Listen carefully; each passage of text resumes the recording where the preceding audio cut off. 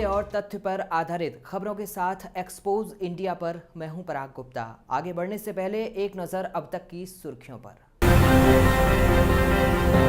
विदेश दौरे से लौटने के बाद पीएम मोदी ने कश्मीर के हालात को लेकर बुलाई हाई लेवल मीटिंग। घाटी के हालात पर हुई समीक्षा, पाकिस्तान को जवाब देने के लिए बनी रणनीति।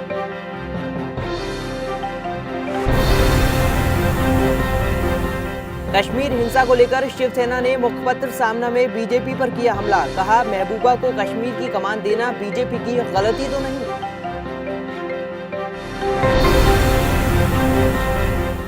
नवाज शरीफ ने आतंकी बुरहान को बताया कश्मीरी लीडर। भारत ने दी चेतावनी। कहा, आंतरिक मामलों से दूर रहे पाकिस्तान।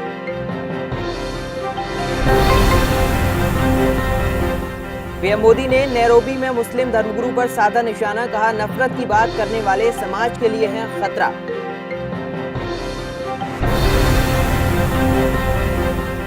दिल्ली के सीएम अरविंद केजरीवाल ने संजीव चतुर्वेदी को ओएसडी बनाने को लेकर पीएम मोदी को फिर लिखी चिट्ठी। कहा, दिल्ली सरकार को चतुर्वेदी की जरूरत है।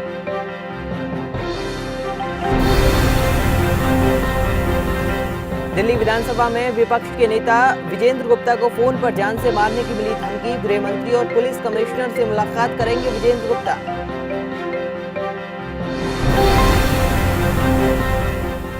मॉनसून सत्र में जीएसटी बिल पर कांग्रेस ने दिए नरमी के संकेत। कांग्रेस नेता गुलाम नबी आजाद ने सोनिया और राहुल से की मुलाकात। कुछ बदलाव के बाद पास हो सकता है बिल।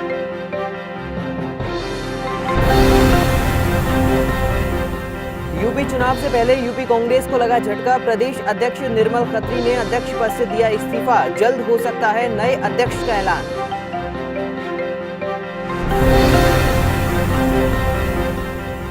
नए आरबीआई गवर्नर के नाम पर अहम चर्चा आज। नीति आयोग के उपाध्यक्ष अरविंद पनगड़िया को मिल सकता है मौका। सूत्रों के हवाले से खबर।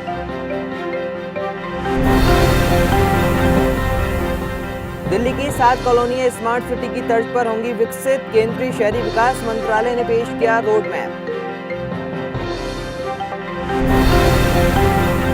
आम आदमी पार्टी के विधायकों द्वारा महिलाओं के साथ छेड़छाड़ का मामला तूल पकड़ता जा रहा है।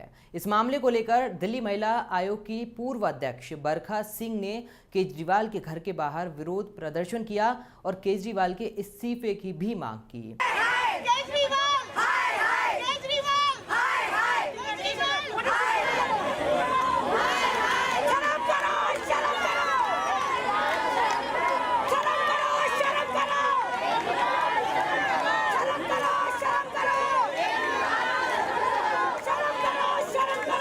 सहेली एनजीओ की कार्यकर्ता नफीसा खान हमारे साथ मौजूद है। केजरीवाल के एक कार्यक्रम में उनके साथ भी बदतमीजी की थी। इन्होंने थाने में जाकर उसकी कंप्लेंट भी दी है, लेकिन अभी तक एफआईआर नहीं हुई है। जानते हैं आपने एफआईआर नहीं हुई अभी आप तक आपकी कंप्लेंट दी है? हाँ बिल्कुल, कंप्लेंट दी गई है हमारी, लेकिन अभी तक 3 दिन हो चुके हैं, लेकिन कोई एफआईआर उस पर नहीं हुई। क्या हुआ था उस दिन? उस दिन हम कुछ अपनी प्रेसिडेंट के साथ कुछ बच्चों को और हम कार्यकर्ता वहाँ पर प्रोग्राम में पहुँचे थे। केजरीवाल को मुबारकबाद देने गए थे, लेकिन अचानक से जब हमने उन बच्चों को मिलवाने की कोशिश की तो केजरीवाल और शोभनाथ की मौजूदगी में हम पर गाली गलौज, धक्का मुक्की, इन सब के शोभनाथ के इशारे पर हमारे साथ ये सब कुछ हुआ। उसके बाद आपने थाने में कंप्लेंट दी है, एफआईआर नहीं हुई है। कितने दिन हो गए? 3 दिन हो गए। 8 तारीख का ये वाकया है जब ईद मिलन समारोह में होजानी ईदगाह पार्क के अंदर केजरीवाल और शोभनाथ द्वारा आयोजित ये प्रोग्राम में केजरीवाल पधारे थे। तब हमने उनसे मिलने की कोशिश की थी। सब बच्चों को, छोटे छोटे बच्चे जैसे बेटी बचाओ बेटी पढ़ाओ के तहत वहाँ पर आए थे, तब हमने उन बच्चों को मिलवाने की कोशिश की तो उनके केजरीवाल की उपस्थिति में हम बच्चों के साथ और कार्यकर्ताओं के साथ बदसलूकी, गाली गलौज, धक्का मुक्की हुई। जी हाँ, इनका कहना है कि केजरीवाल के सामने इनके साथ बदतमीजी हुई, गाली गलौज हुई और थाने में कंप्लेंट देने के बाद अभी तक एफआईआर लॉन्च नहीं हुई है। कैमरा पर्सन शहनवाज के साथ सोनू सिंह, एक्सपोज इंडिया, दिल्ली। वहीं दिल्ली विधानसभा के नेता प्रतिपक्ष विजेंद्र गुप्ता को जान से मारने की धमकी मिली। इस पूरे मामले को लेकर विजेंद्र गुप्ता ने कहा कि उनको ये धमकी केजरीवाल और उनकी पार्टी ने दी है। इस पूरे मामले को लेकर प्रशांत बिहार थाने में विजेंद्र गुप्ता ने केजरीवाल के खिलाफ मामला भी दर्ज करवाया है। एक कॉल आती है जो अननोन नंबर, प्राइवेट नंबर से कॉल है और वो नंबर शो नहीं हो रहा है और वो व्यक्ति इनको कहता है कि आप आशीष बोल रहे हैं, 2 बार पहले बच गए, अब कहना विजेंद्र गुप्ता को जितनी सिक्योरिटी लेकर चलनी है चल ले, अब की बार नहीं बचेगा। हमारी आशंका है पूरी तरह से कि आम आदमी पार्टी केजरीवाल के इशारे पर, दिल्ली के मुख्यमंत्री केजरीवाल के इशारे पर मुझे जान से मारने की धमकी दी गई है और इस पूरे मामले में जल्द से जल्द वो लोग पकड़े जाने चाहिए। वहीं पीएम मोदी अफ्रीकी देशों के दौरे के बाद स्वदेश भारत वापस लौट आए हैं। पीएम मोदी का ये दौरा कई मायनों में महत्वपूर्ण माना जा रहा है और इस दौरे में कई महत्वपूर्ण समझौतों पर हस्ताक्षर भी हुए। प्रधानमंत्री नरेंद्र मोदी 4 देशों की आधिकारिक यात्रा से मंगलवार को स्वदेश वापस आ गए। मोदी की ये यात्रा अफ्रीका के साथ संबंध और मजबूत करने के लिए थी। इस यात्रा में अफ्रीकी देशों के साथ कई अहम मुद्दों पर समझौते हुए, जिसमें रक्षा एवं सुरक्षा और दोहरे कराधान से बचाव समेत कई क्षेत्रों में समझौतों पर हस्ताक्षर किए। वापस लौटते ही पीएमओ ने ट्वीट किया, प्रधानमंत्री नरेंद्र मोदी अहम अफ्रीकी यात्रा के बाद दिल्ली पहुंचे। आपको बता दें कि मोदी 4 देशों के अपने दौरे के अंतिम पड़ाव में केन्या की यात्रा के बाद दिल्ली लौटे। इससे पहले उन्होंने मोजाम्बिक, दक्षिण अफ्रीका और तंजानिया की यात्रा की। पराग गुप्ता के साथ आलोक कुंदन, एक्सपोज इंडिया। देश में बढ़ती सड़क दुर्घटनाओं को लेकर परिवहन मंत्रालय ने नियमों में बदलाव की योजना बनाई है और ये योजना अमेरिका की तर्ज पर होगी। क्या है पूरी खबर, देखिए इस रिपोर्ट में।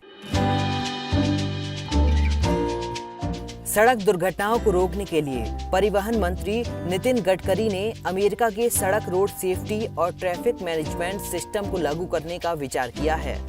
पूरे देश में हर साल 5 लाख सड़क दुर्घटनाएं होती हैं, जिसमें करीब 1.5 लाख लोग अपनी जान गंवा देते हैं, जिसकी वजह से परिवहन मंत्रालय ने ये सिस्टम लागू करने का फैसला किया है। We have 96,000 kilometer of road length as a national highway, and 40% of our national traffic on this 2% of road, and that is the one of the reason is we are facing a lot of accidents on national highway. Road safety is the highest priority for our government, because every year 5 lakhs accident and 1,50,000 deaths, and that is one of the reason that we have already from last year, when the Secretary Transport coming to India, at that time we discussed this issue at length. In Brazil also, with the Department of Road Transport, also there was meeting with them, and we are taking the cooperation of USA government, in particularly in road safety and the intelligent traffic management system. That is one of the important system which we are also going to implement in India. Nitin Gadkari अमेरिकी सरकार की मदद से ये नियम प्रणाली तैयार कर रहे हैं। उम्मीद करते हैं कि इस नियम प्रणाली से दुर्घटनाएं कम होंगी। सीबी दीक्षित के साथ प्रभात, एक्सपोज इंडिया। अब बात भारतीय रेलवे की। भारतीय रेलवे को और भी सुगम बनाने और पर्यटन को बढ़ावा देने के लिए रेल मंत्री सुरेश प्रभु ने एक नई पहल शुरू की है। क्या है पूरी खबर, देखिए इस रिपोर्ट में। केंद्रीय रेल मंत्री सुरेश प्रभु ने वास्को में एक नए स्टेशन किदवई का वीडियो कॉन्फ्रेंसिंग के जरिए उद्घाटन किया। इस मौके पर प्रभु ने कहा कि इस ट्रैक के बन जाने के बाद यहाँ के लोगों को काफी फायदा होगा और ट्रैक के बनने से पर्यटन को भी बढ़ावा मिलेगा। भूमि पूजन का कार्यक्रम हो रहा है। शिलान्यास करने के बाद इस काम की शुरुआत की जाएगी और उससे बड़ी मात्रा में लोगों को राहत भी मिलेगी। सभी लोगों को इसकी बहुत बड़ी राहत मिलेगी। टूरिज्म को भी एक बड़ी मात्रा में प्रोत्साहन मिलेगा। साथ ही सुरेश प्रभु ने मुंबई गोवा के बीच सेमी हाई स्पीड ट्रेन चलाने की भी बात कही ताकि यात्रियों को समय की बचत हो सके। ऋषि राव के साथ Faiz Naseem, expose India. Make in India और एफडीआई के लिए सरकार ने रास्ते तो खोल दिए, लेकिन आए दिन हो रहे कर्मचारियों के धरना प्रदर्शन पर सवाल उठना भी लाजमी है। कहीं बड़ी कंपनियों के पैरों तले कर्मचारियों को रौंदा तो नहीं जा रहा? देखिए ग्रेटर नोएडा से ये खास रिपोर्ट। ग्रेटर नोएडा में स्थित एलजी कंपनी में कर्मचारियों ने कंपनी के शोषण के खिलाफ जमकर नारेबाजी की। कंपनी के कर्मचारियों ने आरोप लगाया है कि एलजी के अधिकारी उन्हें जबरन ट्रांसफर करके नौकरी से निकालने की योजना बना रहे हैं। धरना प्रदर्शन कर रहे इन कर्मचारियों का आरोप है कि मोटे मुनाफे के बावजूद जानी मानी इलेक्ट्रॉनिक कंपनी एलजी इन्हें नौकरी से निकालने की योजना बना रही है। पिछले दिनों वर्करों के हित में लिए गए फैसलों से खफा होकर प्रबंधन ने कुछ कर्मचारियों को निशाना बनाया और उन्हें नौकरी से बाहर का रास्ता दिखा दिया। कर्मचारियों की मांग है कि काम की क्षमता और मार्केट ट्रेंड के हिसाब से उनका वेतन बढ़ाया जाए, साथ ही लेबर कानून के मुताबिक ड्यूटी टाइम भी ठीक किया जाए। मुख्य मांग ये है सर कि हमारा वेतन बढ़ाया जाए, वेतन वृद्धि कर दी, 8 घंटे की ड्यूटी करी जाए, हमें ओवर टाइम ग्रोस पे दिया जाए, ऐसी मांगे हैं हमारी यहाँ पर। ट्रांसफर करने का कारण ही यही है कि हमें जॉब से निकाला गया। ये तो गेट एंट्री क्यों रोका जाता है? किसी को भी ट्रांसफर करो, ये मायने थोड़ी ना है कि कंपनी का गेट एंट्री बंद कर दिया गया। कर्मचारियों के हंगामे से निपटने के लिए कंपनी ने पुलिस का रास्ता अपनाया और कर्मचारियों के गुस्से को देखते हुए मीडिया की आवाजाही पर भी पाबंदी लगा दी है।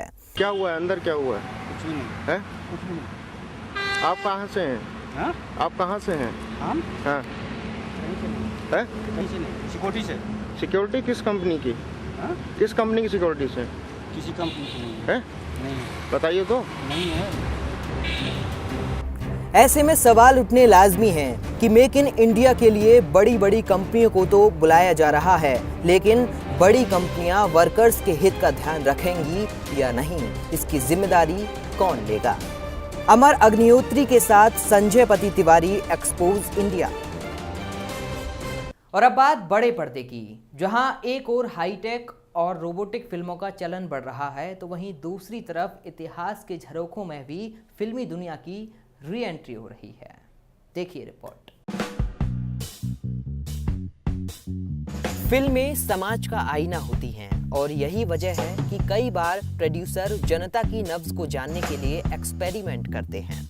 हाईटेक और रोबोटिक्स के जमाने में जोधा अकबर, बाजीराव मस्तानी जैसी फिल्में दर्शकों को खूब पसंद आईं, तो अब बारी आ गई रानी पद्मावती की। जी हाँ, रानी पद्मावती पर फिल्म बनने जा रही है और किरदार निभाने वाली कोई और नहीं बल्कि दीपिका पादुकोण होंगी। काफी समय से ये कयास लगाए जा रहे थे कि संजय अपनी अपकमिंग फिल्म पद्मावती में दीपिका को कास्ट कर सकते हैं, और अब ये कंफर्म हो गया है कि दीपिका फिर लहंगा चुन्नी के साथ पर्दे पर आने को राजी हो गई हैं।